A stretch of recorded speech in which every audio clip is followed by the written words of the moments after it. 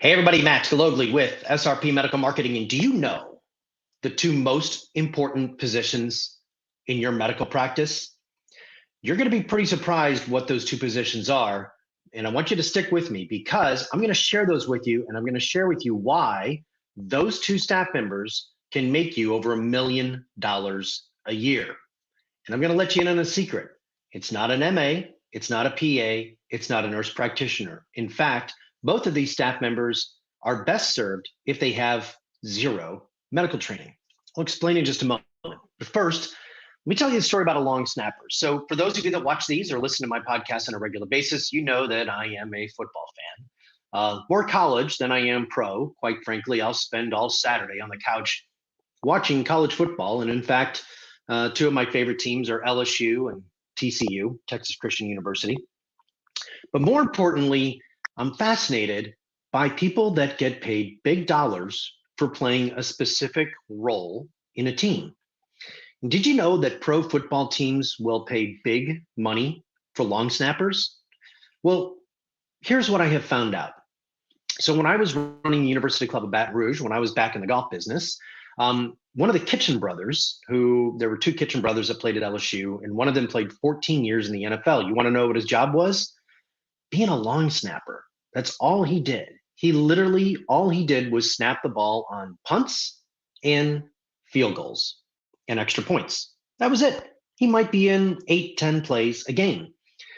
And he carved out an entire career, a 14-year NFL career. I think it was 14 years. Might have been a little bit longer, might have been a little bit less, and was paid handsomely. I don't know the exact numbers, and this was probably a good 15 years ago, maybe 20 years ago. But if memory serves me correctly, he was bringing in $500,000 to $750,000 a year, all for being a long snapper. Now, the interesting thing to me about being a long snapper is that they really don't have any other skills. I mean, I would talk to Mr. Kitchen, Brett Kitchen was his name, and he would tell him I couldn't punt. He said I couldn't kick. He said I was a pretty lousy blocker. He said I was just really good at snapping the ball back and hitting the same spot each and every single time. Made a pretty good living doing it. Which brings me to this thing about the positions. You see, there is a big difference that I notice in my work with medical practices all across the country and up in Canada. And as you can imagine, a large portion of my clients are doctors or they're nurse practitioners or they're PAs, but I get a few people that are what I call me's. They are not medically trained and they just get attracted to running medical practices and investing in them. And actually, they do pretty well. Granted, they have doctors on staff and they have medical directors and all of that stuff. So they're in total compliance. I would never work with somebody that's not. But here's the interesting thing for me is the number one conversation. Let me rephrase that. One of the top 3 conversations I have with my doctors is the importance of answering the phone live. Yeah, you heard me. Answering the phone live. Now, I'm not talking about answering it live on Saturday at 10 p.m. Okay, I'm talking about answering it live from like 8 a.m. to 6 p.m. 5 days a week. Now, a lot of my doctors go, well, we have somebody who answers the phone, but they're also an MA, so they do double duty. I thought that was really, really smart. And I tell them that's actually very, very dumb. You see, an MA is not going to answer the phone well. That's not what MAs do. MAs draw blood, they set up procedures, they order medical supplies. They're not people who should be on the phone. In fact, people who like to answer the phone probably would make a horrible MA, just like I'd make a horrible doctor. Even though I'm very passionate about it, even though I know quite a bit, you don't want me drawing your blood, or you really don't want me doing a procedure on you, okay?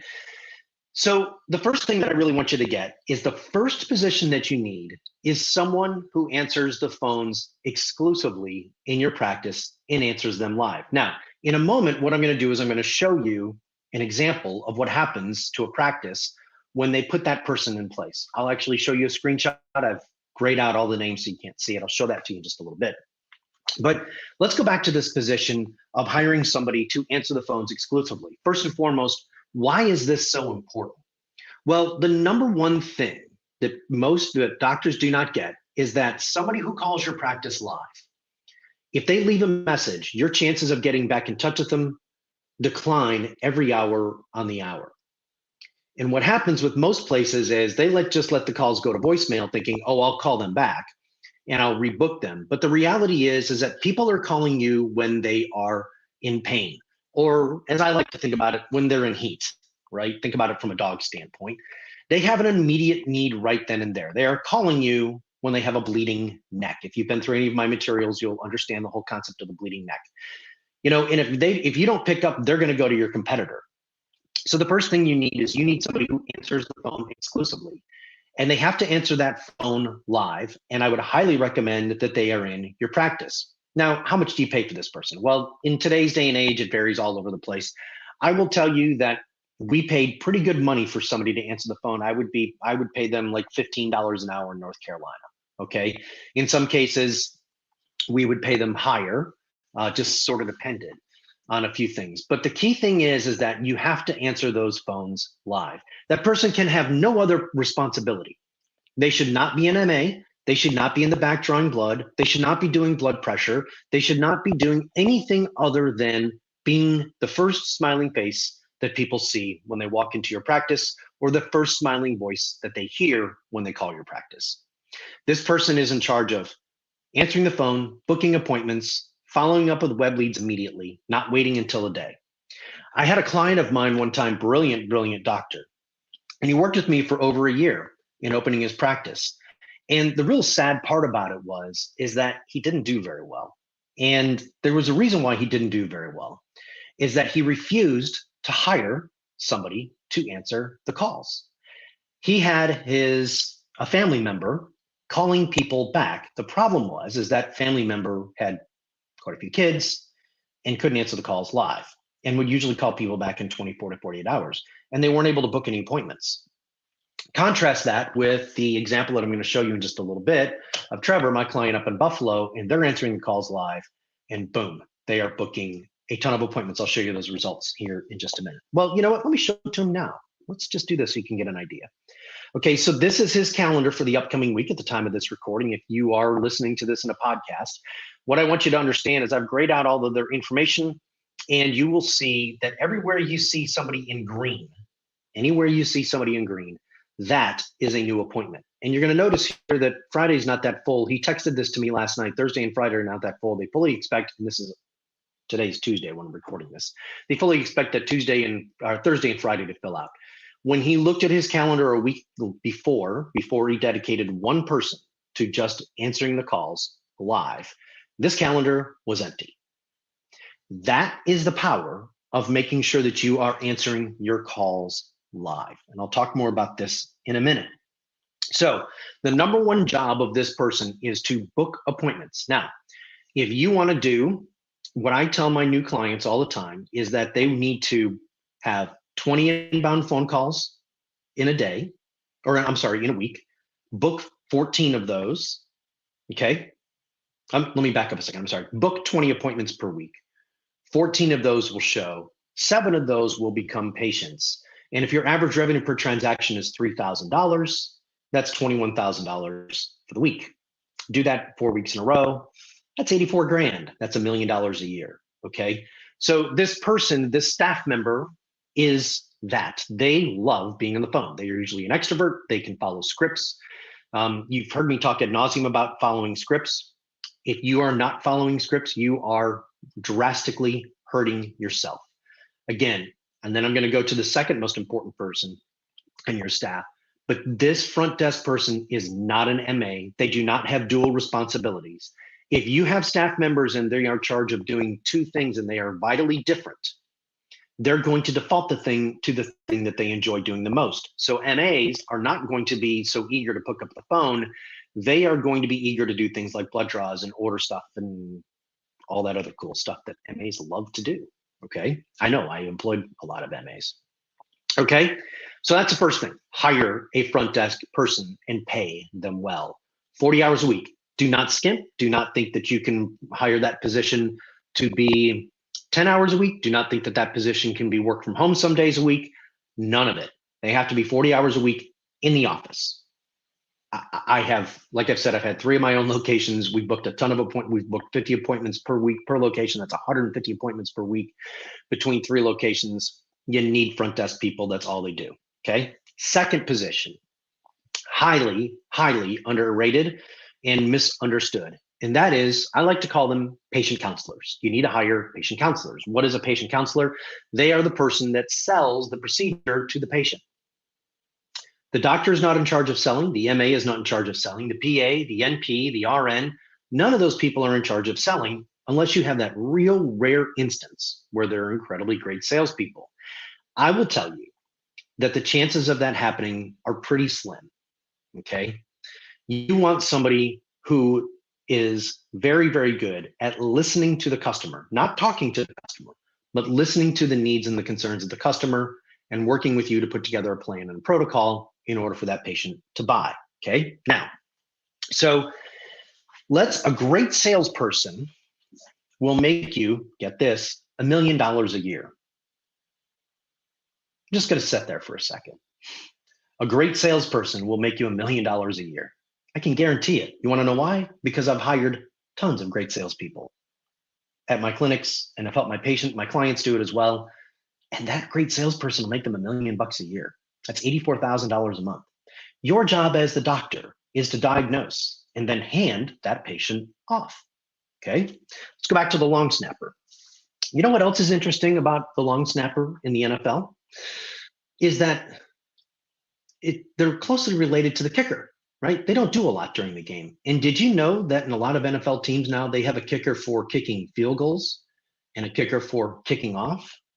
They have deemed it to be so important in so many teams that they'll actually have 2 kickers on their staff. One who's great at kicking field goals, 2, another one who's great at kicking it deep into the end zone. Find that rather interesting because what they're doing is they're highly specializing with that staff member. Okay. Now you might think to yourself, well, Matt, I'm not on an NFL team. I don't have that kind of payroll capabilities. Well, then why don't you just think about it from the standpoint of a Division II football team? It's the same thing. Great teams identify people who are really good at things and they let them go do just that. See, in MA, my experience has been an MA, a PA, an NP, rarely are they great salespeople. I have a client of mine who's in the West Coast, and he has a great practice, does very, very well. And his challenge is that he wants to quit working so much. But he says, Matt, I don't feel like I can because I'm the only one that can close the complicated cases. And what I told him was he's full of it, quite frankly. The reason why he is still in there is he hasn't found the right person who can sell that because he keeps trying to hire medical people to do non-medical jobs.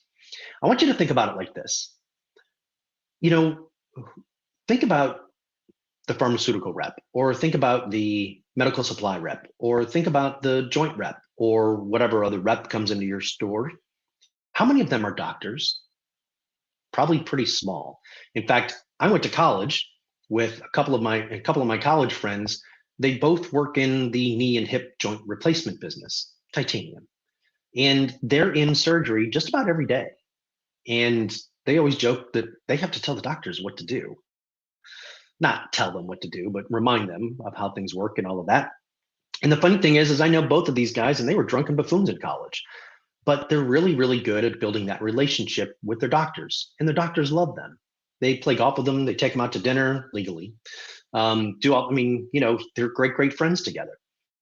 And the thing that I want you to really get with this is that a great salesperson, not a pushy salesperson, not a car salesman or woman, I should say, somebody who understands building relationships, somebody who understands the importance of asking questions and listening, is worth their weight in gold to you.